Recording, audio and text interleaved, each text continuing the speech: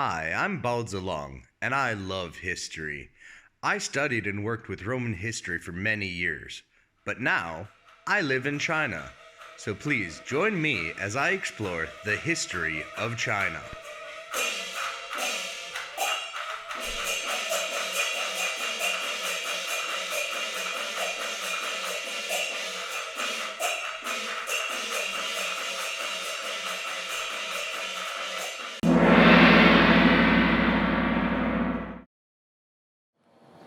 Hey everyone, Bao Zilong here, and welcome to another episode of the History of China. On this episode, we are delving back about 2,200 years ago to the earliest days of Imperial China. Now to start with, the last king of the Qin state, his name was Qin Wanzhong. So he became king when he was about 12 years old, and he spent the next 26 years consolidating power, conquering all the other states, and finally, at the age of 38, he became the first emperor of China, Qin Shi Huang. He ruled China for 11 years. Now, a lot of you know about Qin Shi Huang, the first emperor of China, if not by name, then by some of the things that he did, including, but not limited to, the Great Wall of China, the Terracotta Warriors, unifying system of measurements, unifying system of money, unifying writing system, a series of public works, including roads and canals, abolishing the feudal system, reconsolidating the structure of the country into counties and sub-districts, also implementing a meritocracy. Now, along with all this, there were some bad things. For example, anybody who had a philosophy or history that differed from what the Qin state said, those histories, those books were burned and destroyed. And anybody caught holding one of those books, well, they were executed, their family was sent to work on the wall, and then those books were destroyed. So needless to say, he was a questionable character, but without a doubt, he unified the country. Now, when the first emperor died, he was out in the eastern part of the empire touring, and a chancellor of his named Zhao Gao, well, he saw an opportunity for power. So he actually sent a fake imperial edict to the crown prince, the eldest son of Qin Shi Huang.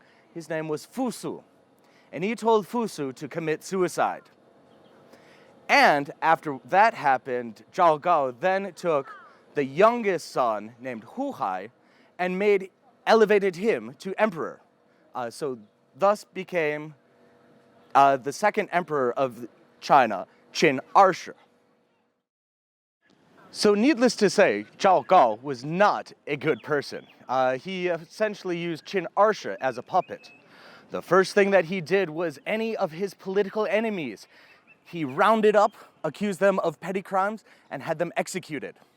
He also went around and rounded up a bunch of Qin Er Shi's siblings and had them executed, lest they tried to press a claim on the throne.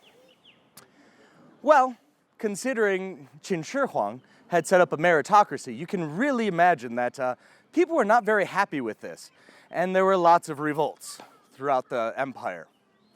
Now, another nasty thing, though, is that anybody who tried to tell the truth to the emperor was questioned for loyalty.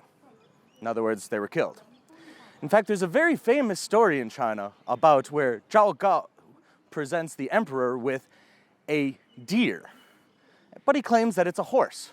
Well, the emperor laughs at this. Of course it's not a horse, and he asks all the other officials what animal it is.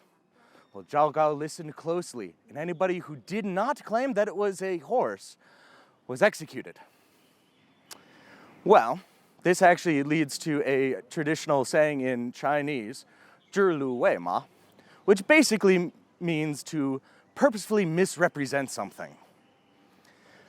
Well, the story continues that basically things fall apart. There's massive revolts, and in fact, at one point, the military of the Qin state gets obliterated, just huge defeat. Well, Qin Shi Huang demands that the general in charge of this army is arrested and executed. Well, this basically results in about 200 to 300,000 Qin troops just gone. So all of a sudden, Qin state is left with next to nobody to defend themselves. Well, when he asks, why did this happen? Why are there no troops?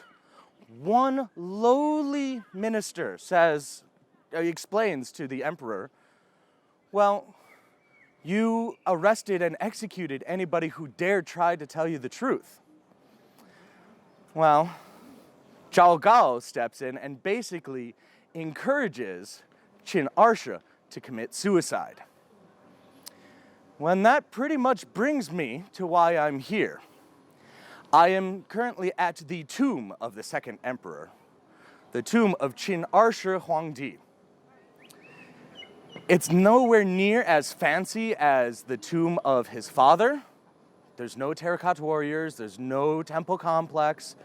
It's just a tumulus, a little burial mound. So this brings us to the end of the story of Qin Er Shi Huangdi. I'm standing beside his tomb. But this is not the end of the story of the Qin dynasty, though we are close. So after Qin Er Shi committed suicide, Zhao Gao took someone named Ziying and made him emperor. Now who this Ziying is, we're not totally sure. Some people think that it is the son of Fu Su, the eldest son of the first emperor.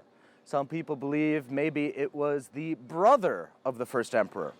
There's no way to know exactly who Ziying was. But he did become Qin Sangshi, the third emperor of Qin. Well, Qin Sangshi ruled a fractured and dissolving empire for a grand total of 46 days until he surrendered to the rebellious troops of Liu Bang. Now, Liu Bang ended up actually becoming the first emperor of the Han dynasty, which is a whole other story and lasted like 400 years. So for those who are interested in visiting this park, I couldn't recommend it anymore. It's a very beautiful park. There's lots of monuments and lots of art features around it. It is a small park though. It's located to the south of Yanta, the Big Wild Goose Pagoda. It's also south of a theme park called Tang Dynasty, and south of another interconnected park to that.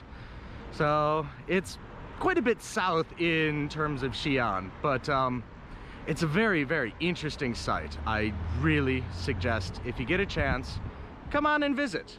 Plus, it's free. Psst, don't forget to like and subscribe.